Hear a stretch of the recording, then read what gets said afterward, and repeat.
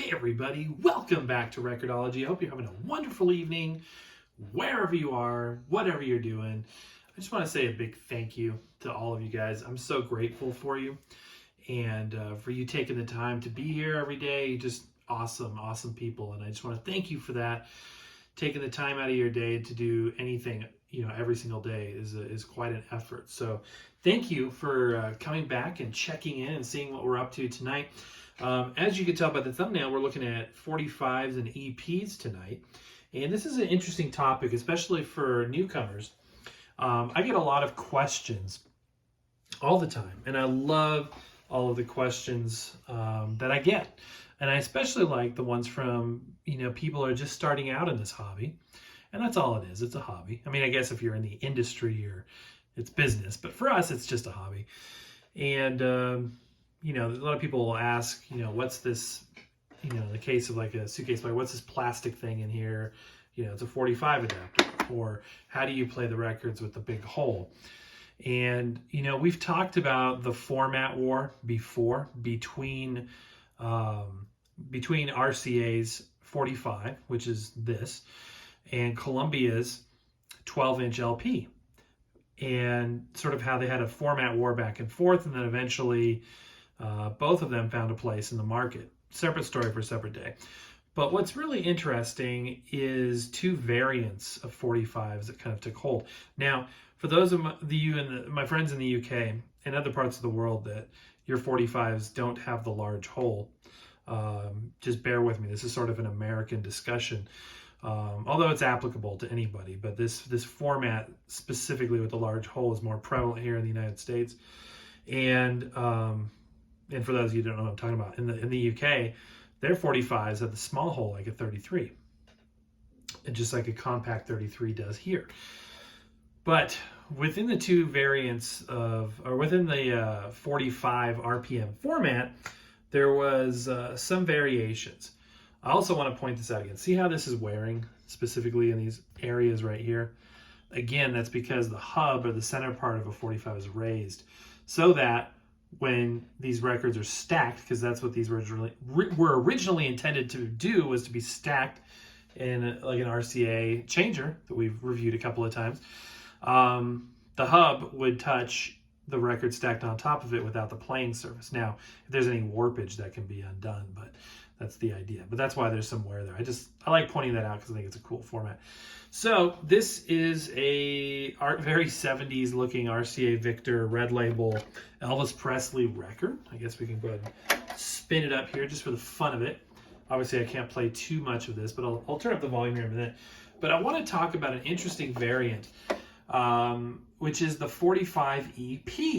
Now, when you think of an EP nowadays, it's interesting because there is a through line between this as an EP and what we know as an EP today. So if an artist releases an EP today, you think of it as more than a single. So there's more than one or two songs, but not quite an album. So there's not, a full set of songs. It's just sort of a, collection of music. A lot of artists, especially like hip hop artists getting started, will release an EP first, sort of a sampler platter of a few things, usually 7 songs, maybe 10 songs, but not a full album typically. Now there are exceptions to the rule.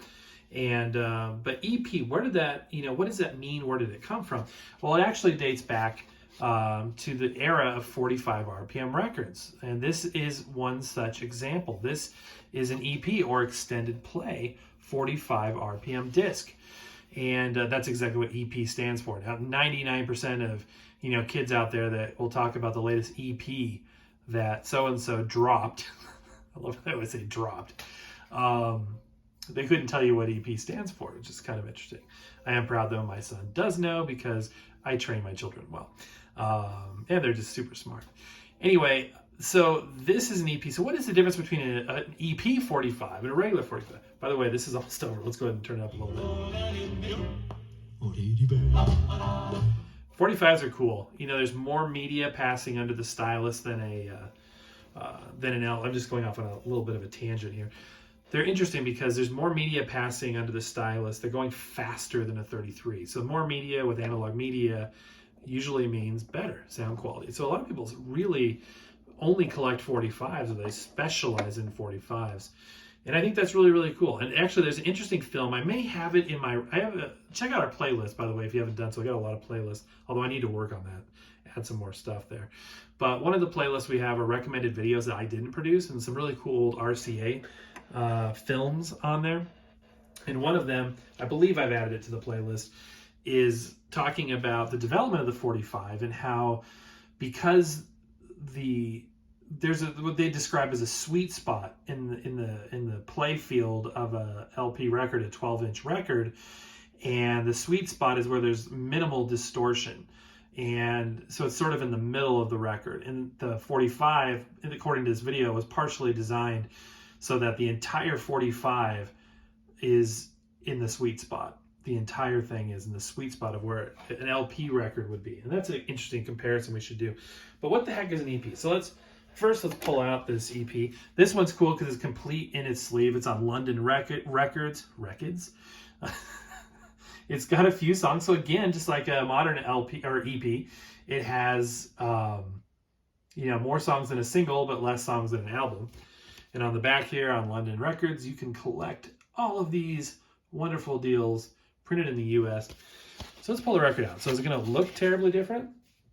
Not really. I mean, it's 7 inches in this case. They're both 7-inch records. They both have the same sized hole in the middle. These are two different record labels. So we're going to, look past the fact that the labels are different. That doesn't mean anything in the context of this discussion, or the very prominent dead wax inscription on the London records. You'll see it says extended play up there, but 45 RPM. So what is this? Two different formats? Because this is 45 RPM, we know that. And this is 45 RPM, but this is extended play and this is not. So what's the difference? Something we've talked about in the past that plays into this very specifically, and that is when an engineer is mastering a record, they have control over how densely packed those grooves are.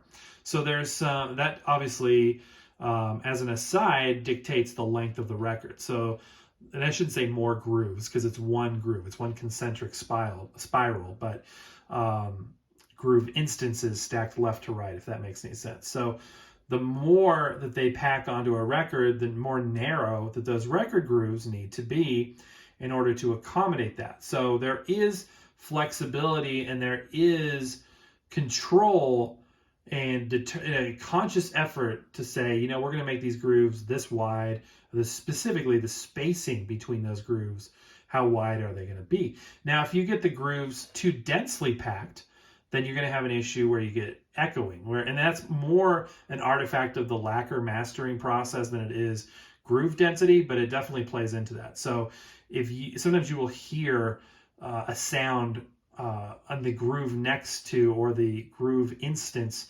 next to the sound. So you'll hear a loud drum hit one revolution before it actually occurs, sort of a shadowing effect. That can happen if things are packed too densely. So the one thing, the core thing here is to understand that the engineer controls how much real estate is being taken up by the groove. Obviously, the more, the merrier. However, they were able to perfect the techniques and the practices of laying down and arranging grooves. Sorry for the dust on this. Let me try to dust it off here.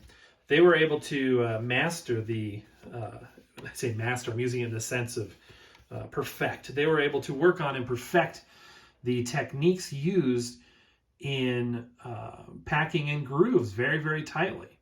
So still 45 RPM, still 7-inch record, but there's more material because those grooves are basically crammed in there tighter. That's ultimately what this is about.